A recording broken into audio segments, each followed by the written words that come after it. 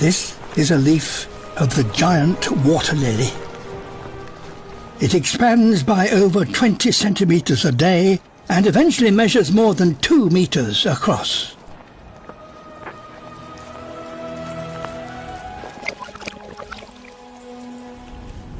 The leaves float high in the water, and their surfaces are dotted with tiny holes, drains, that help them ensure that rainwater doesn't accumulate and sink them. Over the next few months, the lily will produce some 40 or so of these gigantic leaves.